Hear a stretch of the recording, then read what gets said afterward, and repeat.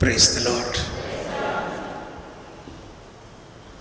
അപ്പസ്തോലന്മാർ ഈശോയോട് ചോദിച്ചിട്ടുള്ള ഏറ്റവും പ്രധാന ഒരു ചോദ്യം ഇതാണ്: ഞങ്ങളെ പ്രാർത്ഥിക്കാൻ പഠിപ്പിക്കണേ.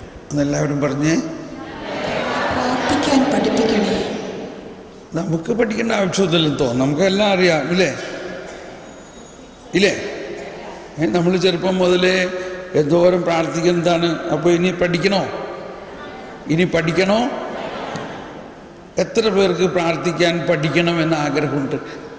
ഒന്ന് കരമുയർന്ന് നിൽക്കട്ടെ, കർത്താവ് കാണട്ടെ. എന്തിനാ നമ്മുടെ ഹൃദയത്തിൽ ഇങ്ങനൊരാഗ്രഹം ഉണ്ടാവണം? കർത്താവേ, കരമുയർന്ന് തന്നെ നിൽക്കട്ടെ. കർത്താവേ, എൻ്റെ അറിവ് ഒരു തുള്ളിയേ ഉള്ളൂ, എനിക്കറിയാനുള്ളത് ഒരു കടലോളമുണ്ട്. ഓ ദൈവമേ, എന്നെ പ്രാർത്ഥിക്കാൻ പഠിപ്പിക്കണമേ. പ്രാർത്ഥനയുടെ വിസ്മരണീയമായ കാര്യങ്ങൾ എന്നെ പഠിപ്പിക്കണമേ. പൂർണ്ണമായവ ഉദിക്കുമ്പോൾ അപൂർണമായവ അസ്തമിക്കും. Praise the Lord. ഇതാണ് പ്രാർത്ഥനയെക്കുറിച്ച് എപ്പോഴും നമ്മൾ പ്രാർത്ഥിക്കേണ്ടത്. നമ്മളെന്താ പ്രാർത്ഥിക്കേണ്ടത്? കർത്താവേ, നീ ഞങ്ങളെ പ്രാർത്ഥിക്കാൻ പഠിപ്പിക്കണം.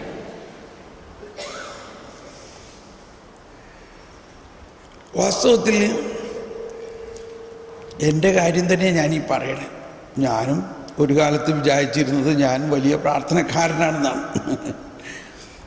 അങ്ങനെ ഇരിക്കുമ്പോഴാണ് പരിശുദ്ധാത്മാവ് ഓരോന്നിങ്ങനെ പിറക്കി പഠിപ്പിക്കാൻ തുടങ്ങിയപ്പോഴാണ് മനസ്സിലായത്, ഞാൻ ഇന്നേ വരെ പ്രാർത്ഥിച്ചതൊന്നുമല്ല.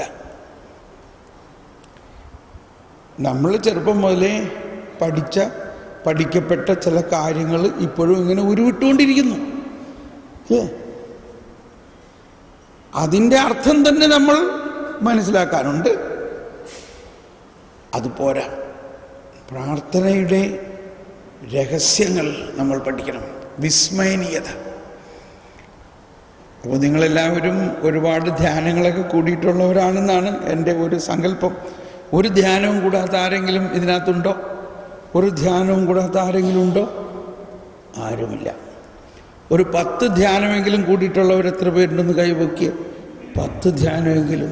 Price the Lord. കണ്ടോ, ധാരാളം പേരുണ്ട്. അപ്പം ഇനി നമ്മൾ എന്ത് ധ്യാനം കൂടണം പറയേ?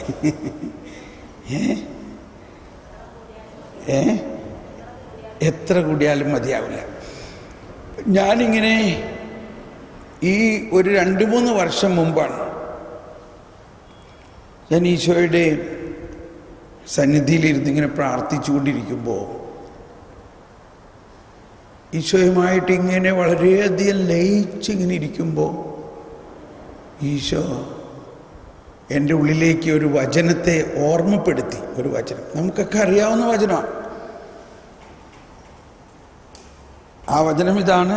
മർക്കോസിൻ്റെ സുവിശേഷത്തിൽ, മർക്കോസ്, ബൈബിളിലുള്ളവർ തുറന്ന് വായിക്കുക.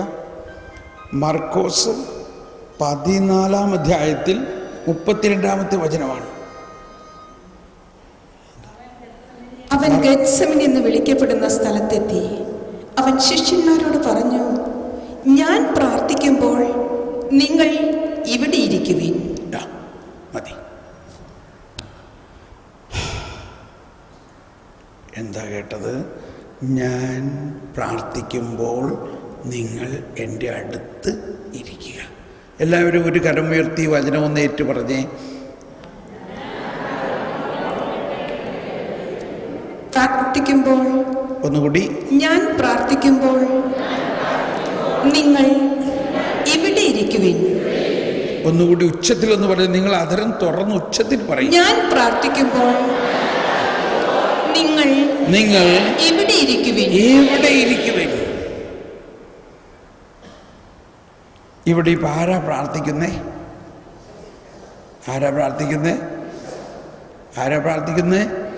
ഈശോ.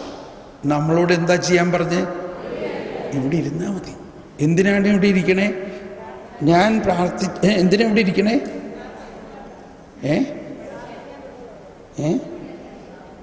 അതായത് ഞാൻ പിതാവിനോട് പ്രാർത്ഥിച്ചിട്ട് വാങ്ങിത്തരുന്നതെല്ലാം ആർക്കുള്ളതാ?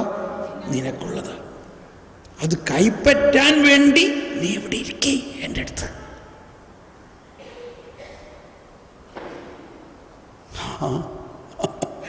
എളുപ്പം കാര്യം നടന്നോ? ആര് പ്രാർത്ഥിക്കണതാ നല്ലത്? നമ്മൾ പ്രാർത്ഥിക്കണതോ ഈശോയും പരിശുദ്ധാത്മാവും പ്രാർത്ഥിക്കണതോ? ഞാനിതങ്ങ് കേട്ടിട്ട് ഞാൻ ആലോചിച്ചു, എൻ്റെ ദൈവമേ, ഞാൻ എന്തൊരു മണ്ടനാണ്. ഇത്രയും നാളും ഞാൻ വിചാരിച്ചിരുന്നത് ഞാൻ പ്രാർത്ഥിക്കണോ, ഞാൻ ഉപവസിക്കണോ, ഞാൻ ചരളുമ്മ മുട്ടിട്ട് നിൽക്കണു, അല്ലേ? ചരളിൽ മുട്ടുകുത്തി പ്രാർത്ഥിക്കണു, നീന്തി പ്രാർത്ഥിക്കണു. ഞങ്ങളെല്ലാവരും 40 ദിവസം ഉപവസിച്ച് പ്രാർത്ഥിച്ചിട്ടുള്ളതാണ്. അപ്പോഴൊക്കെ നമ്മുടെ വിചാരം, ഞാൻ 40 ദിവസം ഉപവസിച്ച് പ്രാർത്ഥിച്ചു, ഞാൻ ഇത്ര കൊന്ത ചൊല്ലി. പക്ഷേ ആ ആശയത്തെ എല്ലാം പരാജയപ്പെടുത്തിക്കൊണ്ട് കർത്താവ് പറയാണ്, നീയല്ല പ്രാർത്ഥിക്കണത്, ഞാൻ പ്രാർത്ഥിക്കുമ്പോൾ നീ എൻ്റെ അടുത്ത് ഇരുന്നാൽ മതി. ഒന്നുകൂടി പറഞ്ഞേ, ഞാൻ പ്രാർത്ഥിക്കുമ്പോൾ നിങ്ങൾ എൻ്റെ അടുത്തിരിക്കുവിൻ. സ്നേഹമുള്ളവരെ, അന്നു മുതൽ എൻ്റെ പ്രാർത്ഥനാ ജീവിതം ഒരു കൊടിമുടി പോലെ ഉയർന്നു. വലിയ ഒരു തലത്തിലേക്ക് മാറി.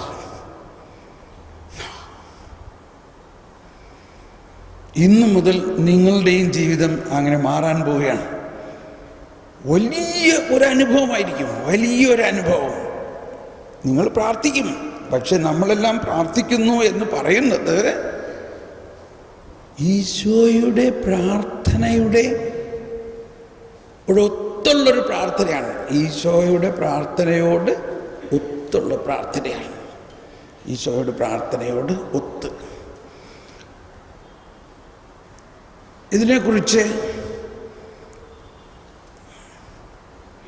കാറ്റക്കിസം നമ്മുടെ പ്രബോധനത്തിൽ പറയുന്നത്, കത്തോലിക്ക സഭയുടെ മതബോധന ഗ്രന്ഥത്തിൽ 2560 ഖണ്ഡികയിൽ പറയുന്നുണ്ട്. 2560 ഖണ്ഡികയിൽ പറയുന്നത്, പ്രാർത്ഥന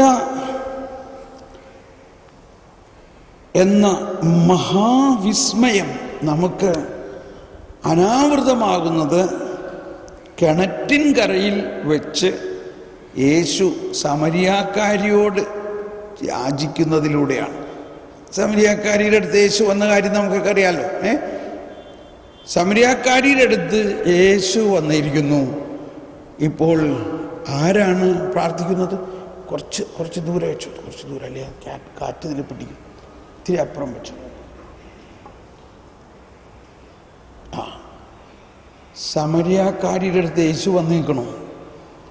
ഇപ്പം ആരാണ് അവിടെ പ്രാർത്ഥിക്കുന്നത്? ആദ്യം ആരാ പ്രാർത്ഥിക്കുന്നത്? ഈശോ സമരിയാക്കാരിയോട് യാചിക്കുകയാണ്, എനിക്ക് കുടിക്കാൻ തരാമോ? അത് യേശുവിൻ്റെ ദാഹമാണ്, യേശുവിൻ്റെ പ്രാർത്ഥനയാണ്. അവിടെ യേശു പ്രാർത്ഥിക്കുന്നു.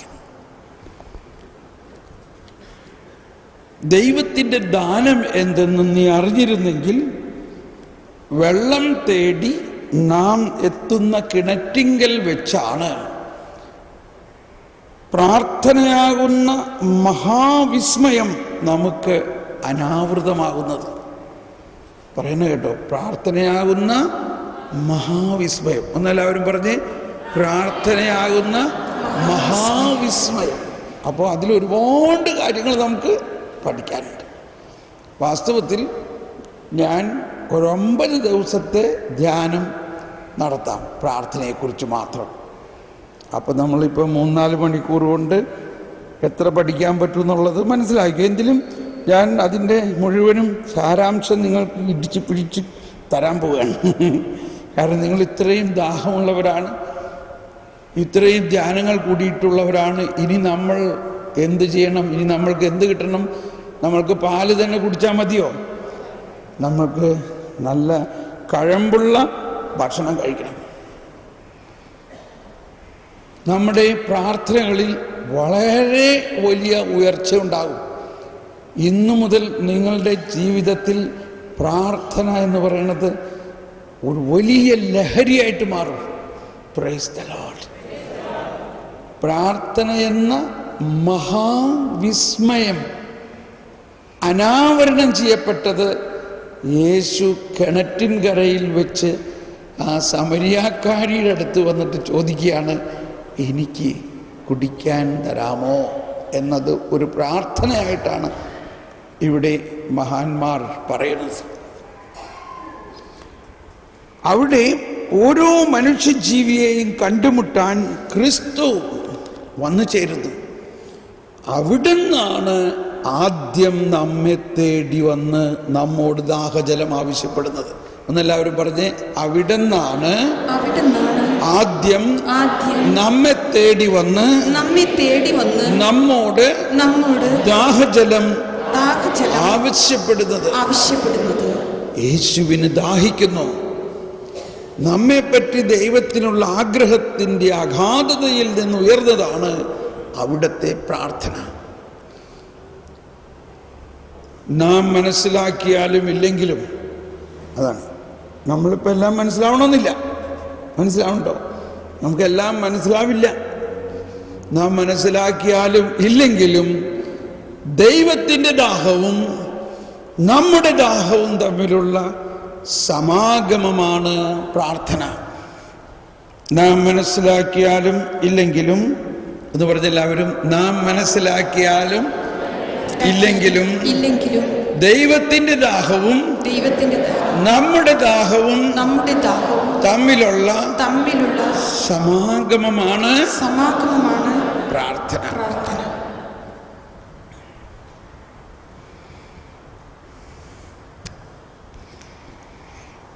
Price the Lord. നമുക്കൊന്ന് സ്തുതിക്കാം. യേശുവേ സ്തോത്രം, യേശുവേ നന്ദി, യേശുവേ സ്തോത്രം, യേശുവേ നന്ദി, യേശുവേ സ്തോത്രം,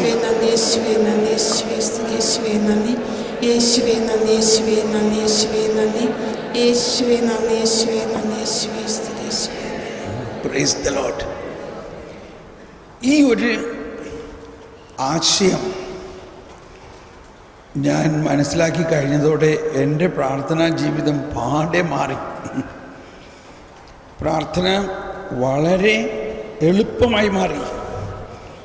അല്ലെങ്കിൽ പ്രാർത്ഥന ഒരു വലിയ മല കയറുന്ന പോലെ ഭാരമുള്ള ഒന്നായിരുന്നു.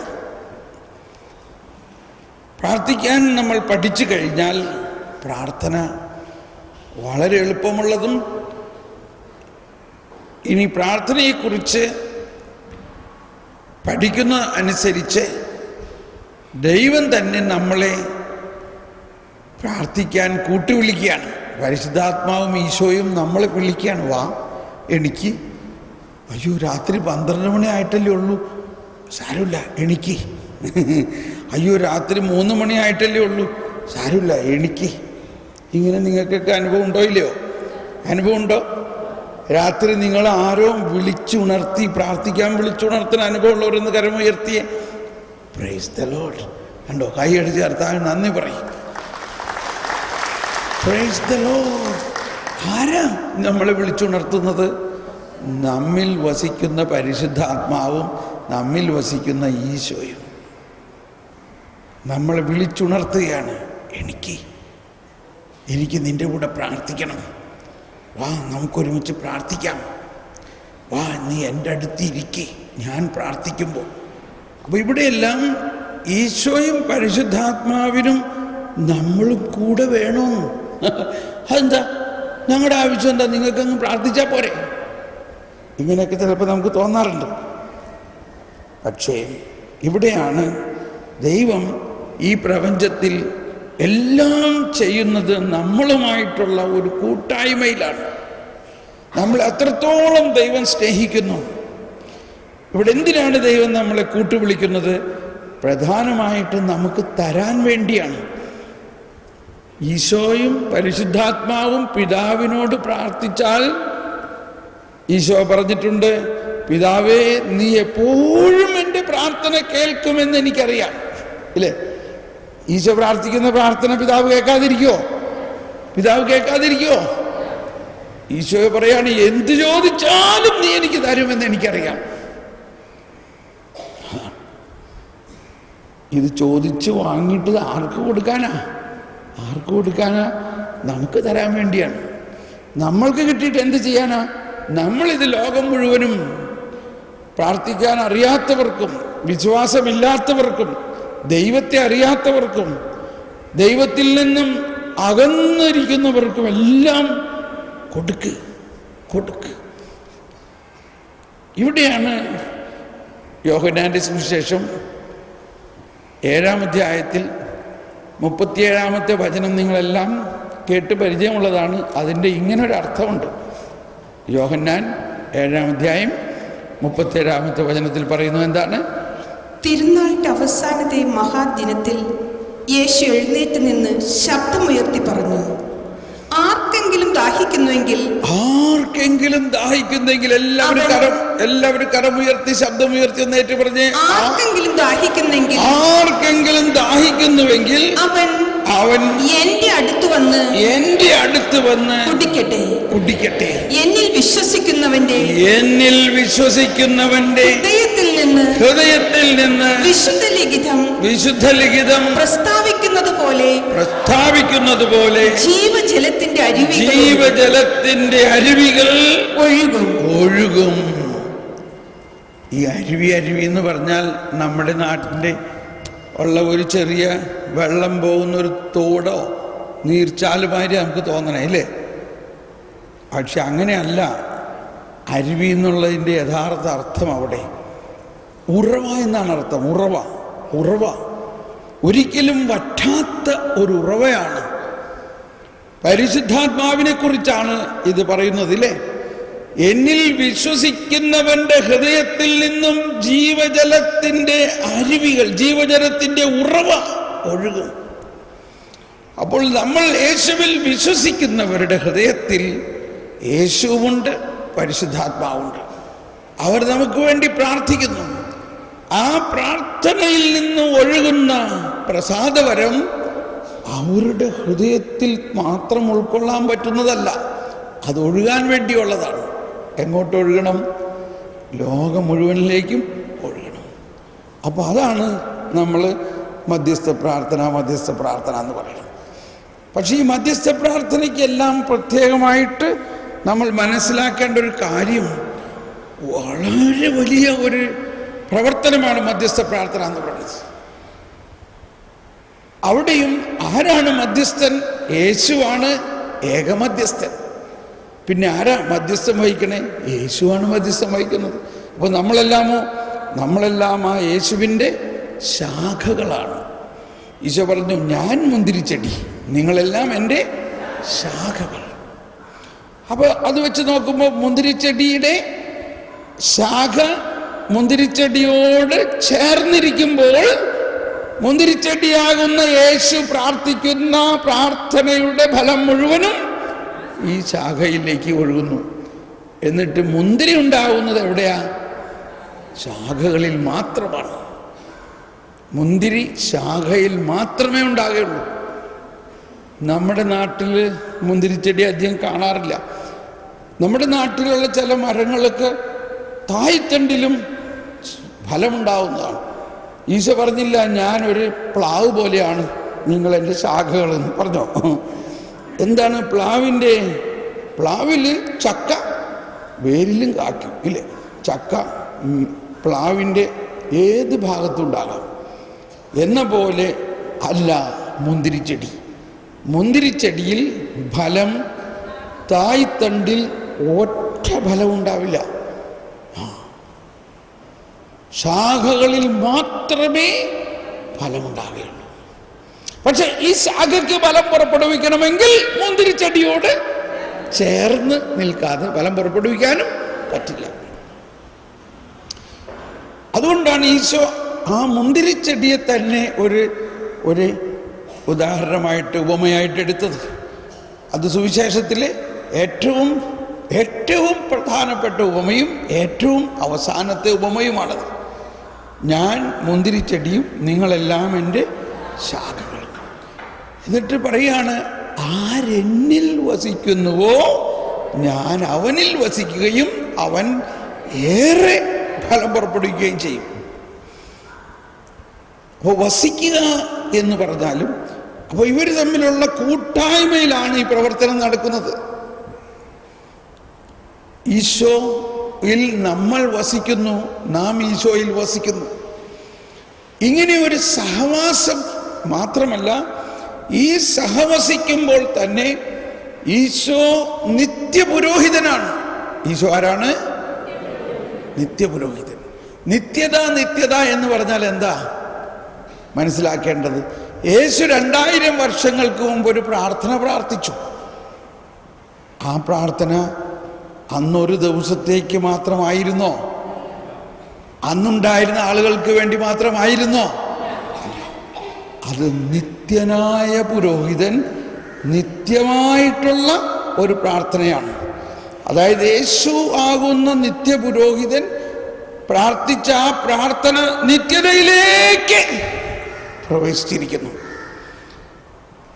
എന്ന് പറഞ്ഞാൽ, ആ പ്രാർത്ഥന 2000 വർഷങ്ങൾക്ക് മുമ്പ് യേശു പ്രാർത്ഥിച്ച ഒരു പ്രാർത്ഥന അന്നുള്ളവർക്കും ഇന്നുള്ളവർക്കും എന്നും ഉള്ളവർക്കും ഇപ്പോൾ അത് എന്താ പറയുക, അത് ഒരു വാക്കെന്താ പറയാൻ, ആ പ്രാർത്ഥന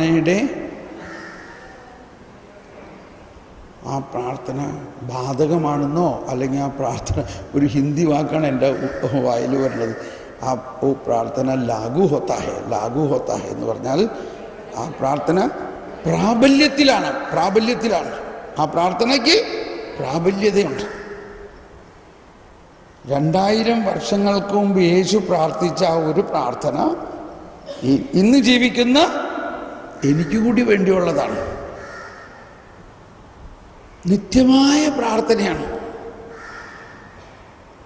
അപ്പൊ ആ പ്രാർത്ഥനയിൽ യേശു എന്ന പുരോഹിതന്റെ ഏറ്റവും വലിയ ഒരു പ്രാർത്ഥന എന്തായിരുന്നു? ഏറ്റവും വലിയ പ്രാർത്ഥന എന്തായിരുന്നു?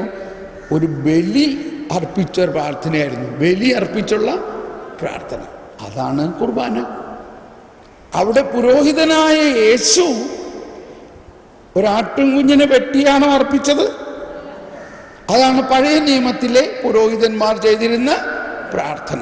പഴയ നിയമത്തിൽ പുരോഹിതന്മാർ ആടിനെയും കാളക്കിടാങ്ങളെയും വെട്ടി ബലിയർപ്പിച്ച് അതിൻ്റെ രക്തം ഒഴിച്ച് പ്രാർത്ഥിച്ചിരുന്നു.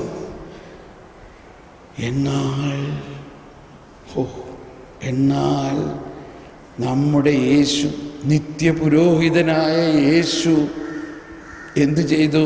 യോഹന്നാൻ്റെ സുവിശേഷത്തിൽ 17-ാം അധ്യായത്തിൽ 19-ാമത്തെ വചനം, 17 എന്താ പറയുന്നത്? അവരെ അങ്ങ് സത്യത്താൽ വിശുദ്ധീകരിക്കണമേ. അവരെ അങ്ങ് സത്യത്താൽ വിശുദ്ധീകരിക്കണമേ. അവിടുത്തെ വചനമാണ് സത്യം. അവിടുത്തെ വചനമാണ് സത്യം. അങ്ങ് ലോകത്തിലേക്ക് അയച്ച പോലെ ഞാനും അവരെ ലോകത്തിലേക്ക് അയച്ചിരിക്കുന്നു. അവരും സത്യത്താൽ വിശുദ്ധീകരിക്കപ്പെടേണ്ടതിന് അവർക്ക് വേണ്ടി ഞാൻ എന്നെ തന്നെ വിശുദ്ധീകരിക്കുന്നു. അവർക്ക് വേണ്ടി, കണ്ടോ, അവർക്ക് വേണ്ടി ഞാൻ എന്നെ തന്നെ എന്ന് പറഞ്ഞ എല്ലാവരും കരമുയർത്തി. അവർക്ക് വേണ്ടി ഞാൻ എന്നെ തന്നെ വിശുദ്ധീകരിക്കുന്നു. അഥവാ എന്നെ തന്നെ അർപ്പിക്കുന്നു എന്ന് പറഞ്ഞേ, അവർക്ക് വേണ്ടി ഞാൻ എന്നെ തന്നെ അർപ്പിക്കുന്നു. അതായത് ഞാനാകുന്ന നിത്യപുരോഹിതൻ, ദൈവപുത്രനുമായ മിശിഹ, ഇവരെല്ലാവരും വിശുദ്ധീകരിക്കപ്പെടാൻ വേണ്ടി ഞാൻ ബലിയർപ്പിക്കുന്നു. ഒന്ന് ഞാൻ അർപ്പിക്കുന്നു, അർപ്പിക്കുന്നു. 2, എന്തർപ്പിക്കുന്നു? എന്നെ തന്നെ അർപ്പിക്കുന്നു. അപ്പം ഇവിടെ പ്രാർത്ഥിക്കുന്ന പുരോഹിതൻ, ബലി അർപ്പിക്കുന്ന പുരോഹിതൻ യേശുവാണ്. ബലി അർപ്പണ വസ്തുവോ യേശു തന്നെ. അപ്പം ഇതാണ് ഏറ്റവും വലിയ പ്രാർത്ഥന. അങ്ങനെ പ്രാർത്ഥിച്ച ആ പ്രാർത്ഥന അല്ലെങ്കിൽ ആ യാഗത്തിൽ നിന്നാണ് എല്ലാ പ്രാർത്ഥനയും ഒഴുകുന്നത്. അതിനെയാണ് ഈശോ പഠിപ്പിച്ചത്.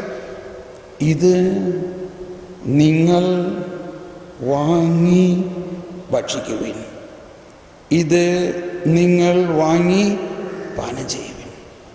എന്താണത്? ഇത് എൻ്റെ ശരീരമാകുന്നു, ഇത് എൻ്റെ രക്തമാകുന്നു. അപ്പം ഈ ശരീരവും രക്തം കൂടി ചേർന്നാൽ എന്താണ്? ഞാൻ തന്നെയാണ്. അപ്പം ഞാൻ എന്ത് നിങ്ങൾക്ക് തരുന്നു? എന്നെ തന്നെ നിങ്ങൾക്ക് തരുന്നു. എന്ത് ചെയ്യാൻ? നിങ്ങൾ വാങ്ങുവിൻ, ഇത് വാങ്ങുവിൻ. അപ്പം നമ്മൾ ആരാ?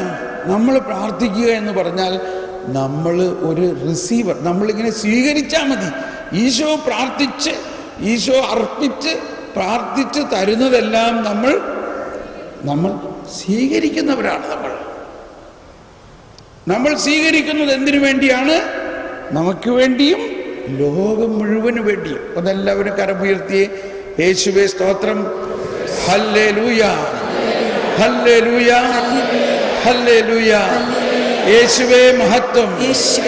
എന്നിൽ വസിക്കുന്ന യേശുവേ, എനിക്ക് വേണ്ടി പ്രാർത്ഥിക്കുന്ന യേശുവേ, ഞാൻ വിശ്വസിക്കുന്നു. യേശു പ്രാർത്ഥിച്ച പ്രാർത്ഥന ഇന്നും തുടരുന്നു, ഇന്നും തുടരുന്നു.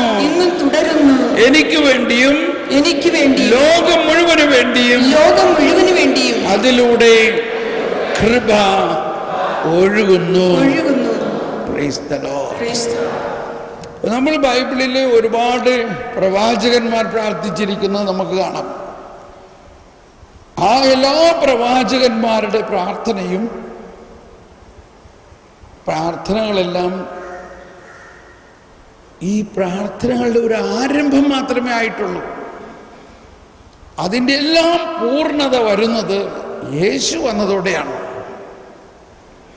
അതുകൊണ്ടാണ് യേശു വന്ന ഉടനെ മലയിലെ പ്രസംഗത്തിൽ യേശുവിൻ്റെ ആദ്യത്തെ ദൈവരാജ്യ കേന്ദ്രീകൃതമായ പ്രബോധനങ്ങളിൽ പ്രധാനമായിട്ട് യേശു ഒരു പ്രാർത്ഥന പഠിപ്പിച്ചു. അത് ഒരു വിപ്ലവാത്മകമായ പ്രാർത്ഥനയായിരുന്നു. വിപ്ലവം എന്താ? വിപ്ലവം എന്ന് പറഞ്ഞാൽ അന്ന് വരെ കേട്ടിട്ടില്ല. കേട്ടവരെല്ലാം അത്ഭുതപ്പെടുന്നു, ഇതെന്ത് പ്രാർത്ഥനയത്? അന്ന് വരെ ഫരിസേയരും നിയമജ്ഞരും ആരും ദൈവത്തെ പിതാവേ എന്ന് വിളിച്ചിട്ടില്ല. എന്നാൽ യേശു വന്നിട്ട് നമ്മളോട് പറയുകയാണ്, നിങ്ങൾ പ്രാർത്ഥിക്കുമ്പോൾ ഇങ്ങനെ പ്രാർത്ഥിക്കുവിൻ. കണ്ടോ? പ്രാർത്ഥിക്കാൻ പഠിപ്പിക്കുകയല്ലേ. എന്താണ് നിങ്ങൾ പ്രാർത്ഥിക്കേണ്ടത്? എങ്ങനെ പ്രാർത്ഥിക്കണം? നിങ്ങൾ എന്നോടൊപ്പമാണ് പ്രാർത്ഥിക്കണം. ഞാനിത് അല്പം കൂട്ടിച്ചേർത്ത് പറയാം. നിങ്ങൾ എന്നോടൊപ്പമാണ് പ്രാർത്ഥിക്കണം. അതുകൊണ്ട് നിങ്ങൾ മനസ്സിലാക്കണം, ഈ ദൈവം എൻ്റെ പിതാവും നിങ്ങളുടെ പിതാവുമാണ്. ദൈവം ആരാണ്? യേശുവിൻ്റെ പിതാവും നമ്മുടെയും പിതാവ്. ഓഹോ, പിതാവാണ്, സൃഷ്ടാവാണ്, സർവാധിപനാണ്, സർവശക്തനാണ്. അതുകൊണ്ട് നിങ്ങൾ ഇങ്ങനെ പ്രാർത്ഥിക്കണം, സ്വർഗസ്ഥനായ ഞങ്ങളുടെ പിതാവേ. സ്വർഗസ്ഥനായ ഞങ്ങളുടെ. അപ്പം നമ്മൾ അങ്ങനെ പ്രാർത്ഥിക്കുമ്പോൾ നമ്മൾ വീണ്ടും യേശുവിനോടൊപ്പമാണ് നമ്മൾ പ്രാർത്ഥിക്കുന്നത്. യേശുവും നമ്മളും ഒപ്പം പ്രാർത്ഥിക്കുകയാണ്. സ്വർഗസ്ഥനായ ഞങ്ങൾ എന്ന് പറഞ്ഞാൽ ആരൊക്കെയുണ്ട്? ഞങ്ങൾ എന്ന് പറയുമ്പോൾ പിതാവും പരിശുദ്ധാത്മാവും നമ്മളെല്ലാവരും, ലോകത്തിലുള്ള സകല ജാതി മതസ്ഥരും. സ്വർഗസ്ഥനായ ഞങ്ങളുടെ പിതാവേ. കേട്ടിട്ട് ഉറക്കം വരണ്ടാവൂലേ? ചേച്ചിമാരെ, അമ്മച്ചിമാരെ, ചേട്ടന്മാരെ, ഇത് തന്നെയായിരുന്നു ആദ്യകാലത്ത് അപ്പസ്തോലന്മാർക്കുണ്ടായ കാര്യം. കർത്താവ് പ്രാർത്ഥനയുടെ കാര്യം പറയുമ്പോൾ ഉടനെ അവർക്ക് ഉറക്കം വരും. ഇതിലിന്ന് ഒരു വ്യത്യാസമില്ല, ഇല്ലേ?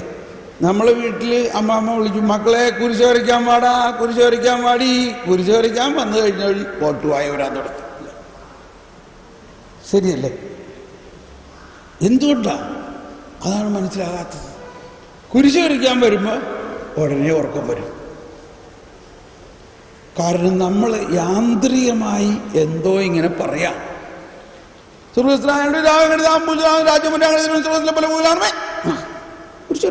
പ്രാർത്ഥന. ഈ കാറ്റഗിസത്തിൽ പറഞ്ഞിരിക്കുന്ന ഒരു കാര്യമാണ് ഈ സ്വർഗസ്ഥനായ പിതാവേ എന്നുള്ള പ്രാർത്ഥന ഇങ്ങനെ യാന്ത്രികമായി ഉരുവിടാനുള്ള ഒരു മന്ത്രം പോലെ അല്ല, മറിച്ച് സ്വർഗസ്ഥനായ പിതാവേ എന്നുള്ള പ്രാർത്ഥനയിൽ സുവിശേഷത്തിൻ്റെ അന്തസത്ത മുഴുവനും ഉൾക്കൊള്ളുന്നു. സുവിശേഷത്തിൻ്റെ അന്തസത്ത മുഴുവനും ഉൾക്കൊള്ളുന്നു. കാറ്റഗിസം പുസ്തകത്തിൽ 100ഓളം പാരഗ്രാഫ് ഈ സ്വർഗസ്ഥനായ പിതാവേ എന്നുള്ള പ്രാർത്ഥനയെക്കുറിച്ച് തന്നെയുണ്ട്. നമ്മുടെ കത്തോലിക്ക സഭയിൽ 2500-ലധികം പുസ്തകങ്ങൾ സ്വർഗസ്ഥനായ പിതാവേ എന്നുള്ള പ്രാർത്ഥനയെക്കുറിച്ച് ഉണ്ട്. ഞാൻ ഈ ഇതൊക്കെ പറയുമ്പോൾ ഒരിക്കലും ഒരു അച്ഛൻ പറഞ്ഞൊരു പ്രസംഗം ഓർക്കുക. അച്ഛൻ പറയാണ്, ഒരു കൊവേന്തയിൽ, ആ കൊവേന്തയിലെ പ്രിയോർ അവിടുത്തെ ഒരു സഹവൈദികന് ഒരു ചെറിയ ശിക്ഷ കൊടുത്തു.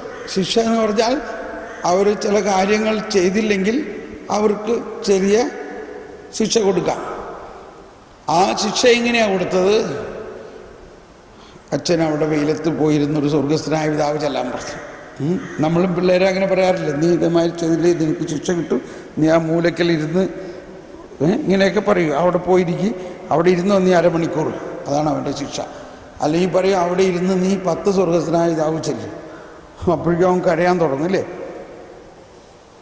അപ്പം നമ്മൾ അയ്യോ നന്നായിട്ട് ഉറക്കം വരണ്ട്. ചിലർ ഒന്ന് കൈ വീശി കാണിച്ച്, ആ കൈ വീശിയിട്ട് ഇങ്ങനെ അടുത്തിരിക്കുന്ന ചേട്ടത്തിയുടെ തലയിൽ ചെന്ന് ഒന്ന് തലോടണം.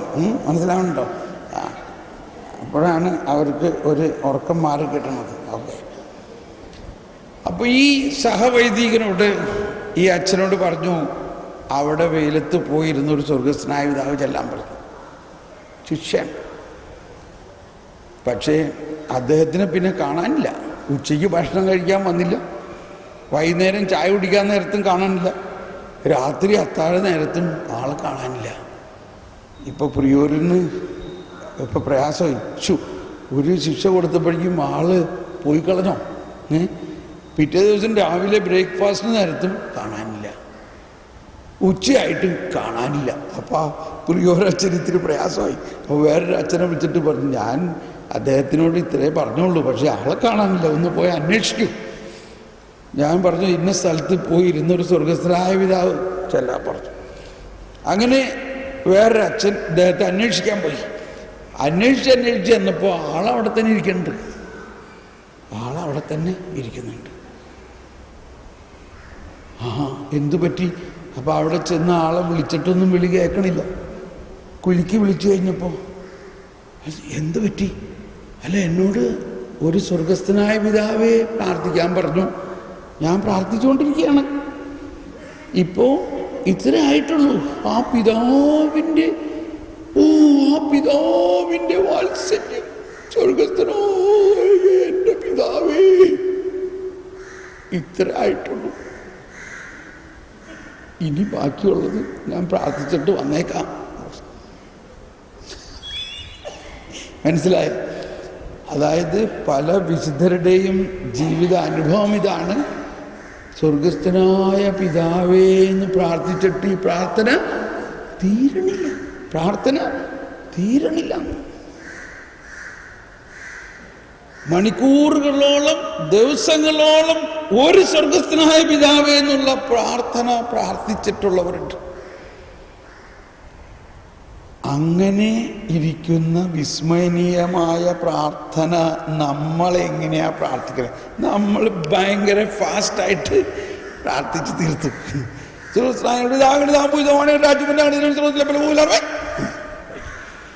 അതുകൊണ്ട് ആഹാരം ഞങ്ങൾക്കറിയേണ്ട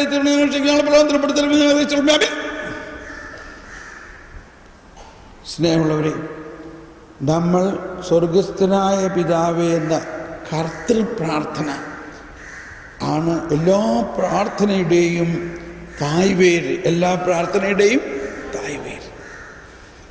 ഈ പ്രാർത്ഥന അതിൻ്റെ ആശയം ഉൾക്കൊണ്ടുകൊണ്ട് സാവധാനം ഹൃദയത്തിൽ നിന്ന് പ്രാർത്ഥിക്കാൻ ഒരു കാര്യം പഠിച്ചു. മനസ്സിലാവുന്നുണ്ടോ? അതോടുകൂടി നമ്മുടെ ജീവിതത്തിൽ വലിയ വ്യത്യാസം ഉണ്ടാവും. മാത്രമല്ല, പ്രാർത്ഥന എന്ന മഹാവിസ്മയത്തിൻ്റെ ഒരു അരികത്തെത്താൻ പറ്റും. അപ്പോൾ നമ്മളിപ്പോൾ മുൻപ് കേട്ട രണ്ട് കാര്യങ്ങൾ എന്തായിരുന്നു? ഒന്ന്, പരിശുദ്ധാത്മാവ് പ്രാർത്ഥിക്കുന്നു. പിന്നെ നമ്മൾ എന്ത് കേട്ടു? യേശു പ്രാർത്ഥിക്കുന്നു. ഈശോ പറഞ്ഞു, നീ എൻ്റെ അടുത്ത് ഇരുന്നാൽ മതി, ഞാൻ പ്രാർത്ഥിച്ചിട്ട് ആ പിതാവിൽ നിന്ന് ലഭിക്കുന്നതെല്ലാം നിനക്കുള്ളതാണ്, നീ ധാരാളം ബലം പുറപ്പെടുവിക്കും. ഇപ്പം തന്നെ നമുക്കൊന്ന് അങ്ങനെ ഒന്ന് പ്രാർത്ഥിച്ച് നോക്കാം. ഒന്ന് കണ്ണടച്ച് നമ്മുടെ ഉള്ളിൽ വസിക്കുന്ന പരിശുദ്ധാത്മാവും നമ്മുടെ ഉള്ളിൽ വസിക്കുന്ന ഈശോയും ഒരു കരം ഹൃദയത്തിൽ വെച്ചിട്ട് നമ്മൾ ആ ഈശോയോട് പറയുകയാണ്, ഈശോയെ, അങ്ങ് പ്രാർത്ഥിക്കുന്നു, ഞാൻ അങ്ങയുടെ ചാരത്തിരിക്കുന്നു, ഞാൻ അങ്ങയുടെ കൂടെ തന്നെയുണ്ട്, ഞാൻ വിശ്വസിക്കുന്നു, അങ്ങയുടെ പ്രാർത്ഥന എപ്പോഴും കർത്താവ് കേൾക്കുന്നു, അങ്ങയുടെ പ്രാർത്ഥന പിതാവ് എപ്പോഴും കേൾക്കുന്നു, അങ്ങ് ചോദിക്കുന്നതെല്ലാം പിതാവ് തരുന്നു, അങ്ങത് പിതാവിൽ നിന്ന് വാങ്ങി എനിക്ക് തരുന്നു. ഇപ്പോൾ എനിക്കെന്താ വേണ്ടതെന്ന്